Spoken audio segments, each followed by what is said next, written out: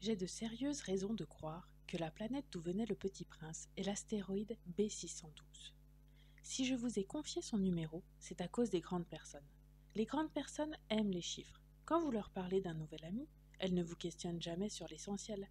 Elles ne vous disent jamais quel est le son de sa voix, quels sont les jeux qu'il préfère, est-ce qu'il collectionne les papillons.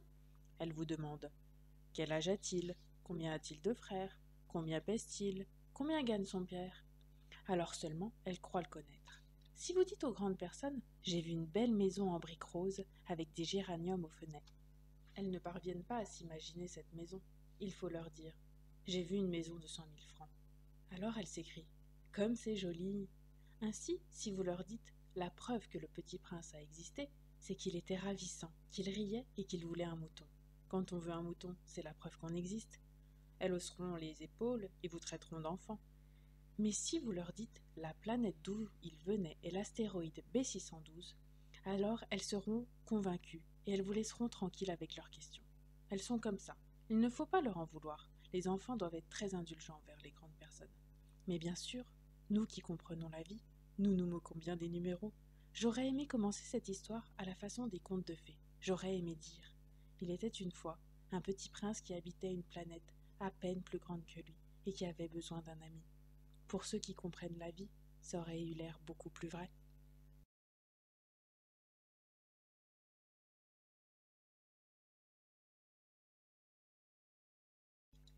J'ai montré mon chef-d'œuvre aux grandes personnes et je leur ai demandé si mon dessin leur faisait peur. Elles m'ont répondu « Pourquoi un chapeau ferait-il peur ?» Mon dessin ne représentait pas un chapeau, il représentait un serpent bois qui digérait un éléphant. J'ai alors dessiné l'intérieur du serpent bois afin que les grandes personnes puissent comprendre. Elles ont toujours besoin d'explications. Mon dessin numéro 2 était comme ça. Les grandes personnes m'ont conseillé de laisser de côté les dessins de serpents de bois ouverts ou fermés et de m'intéresser plutôt à la géographie, à l'histoire, au calcul et à la grammaire. C'est ainsi que j'ai abandonné, à l'âge de 6 ans, une magnifique carrière de peintre.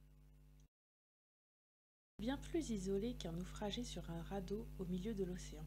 Alors vous imaginez ma surprise, au lever du jour, quand une drôle de petite voix m'a réveillée. Elle disait « S'il vous plaît, dessine-moi un mouton ». Comme je n'avais jamais dessiné un mouton, je refis pour lui l'un des 2 seuls dessins dont j'étais capable, celui du boa fermé, et je fus stupéfait d'entendre le petit bonhomme me répondre « Non, non, je ne veux pas d'un éléphant dans un boa. Un boa c'est très dangereux, et un éléphant c'est très encombrant. Chez moi c'est tout petit, j'ai besoin d'un mouton. Dessine-moi un mouton. » Alors j'ai dessiné. Il regarda attentivement, puis « Non, celui-là est déjà très malade. Fais-en un autre. » Je dessinai.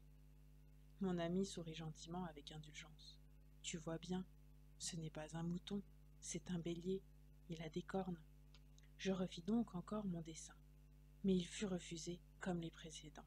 « Celui-là est trop vieux, je veux un mouton qui vive longtemps. » Alors, faute de patience, comme j'avais hâte de recommencer le démontage de mon moteur, je griffonnai ce dessin-ci, et je lançai. Ça, c'est la caisse. Le mouton que tu veux est dedans. Mais je fus bien surpris de voir s'illuminer le visage de mon jeune juge. C'est tout à fait comme ça que je le voulais. Le petit prince, qui assistait à l'installation d'un bouton énorme, sentait bien qu'il en sortirait une apparition miraculeuse. Mais la fleur n'en finissait pas de se préparer à être belle, à l'abri de sa chambre verte. Elle choisissait avec soin ses couleurs. Elle s'habillait lentement, elle ajustait un à un ses pétales. Et puis voici qu'un matin, justement, à l'heure du lever du soleil, elle s'était montrée. « Que vous êtes belle, n'est-ce pas ?» répondit doucement la fleur, « et je suis née en même temps que le soleil. »